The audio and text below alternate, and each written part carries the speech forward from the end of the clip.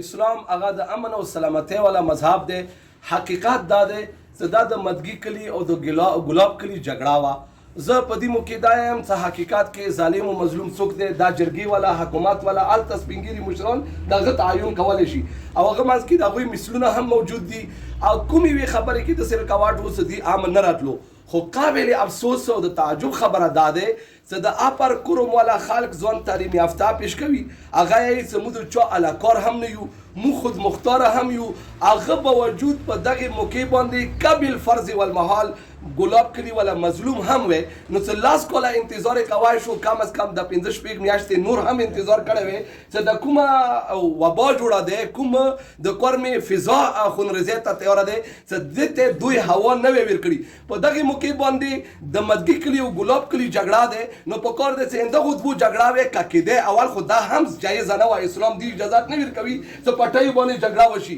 خو دغه ځای کې چې کوم جنګ شروع شو، جنګ د مدګي او د ګلاب کلي دی او دغو دهشتګردو زینبیون هغوی په تاییدې باندې چې هغه تقریبا 2 کیلومتر 3 کیلومتر لرې کلی دی او د اف سی کلي لاندې هغه باندې حمله وشوه او ډنډر باندې حمله وشوه.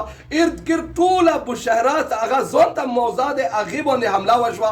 دا حمله کول صرف د بشاري ارد ګرد کلو نه دی کړي، دا حمله د ملانې نه لکه تاسو دا واضح کړه چې پراچینور سیټي نه مظاهر یو ماټر ویلی راځي مو دا یایو چې ته ګورنر کاټیج لاندې باری هتیارونه ګوډې ډکوي او آرمي روډ منځ باندې ته بشاري ته ملانې نه، زیړان نه، کړمان نه، هغه ته کرخیلو نه، هغه ته نستیکوټ نه، هغه ته دغه بیستونه منګکونه مسلخ جاتې هلته ویروالي آیا حکومت هغه باندې اقدام ویلې نه کولو.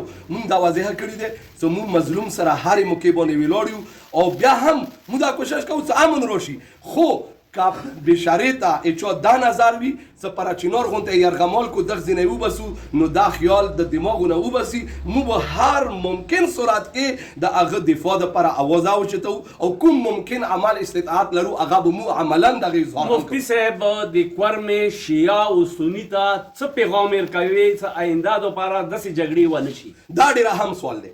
زه دا واضح کوم چې دلته د اهل سنت یا د اهل تشیع بنیادي جګړه نشته. دلته که زه وایم چې بعض قومونه هغه فطرتي طور باندې زوړ قدیم دقیانوس سوچ لري، هغه خپل سوچ د مذهب په شکل کې پیش کوي، نو دا بعیده نه دی.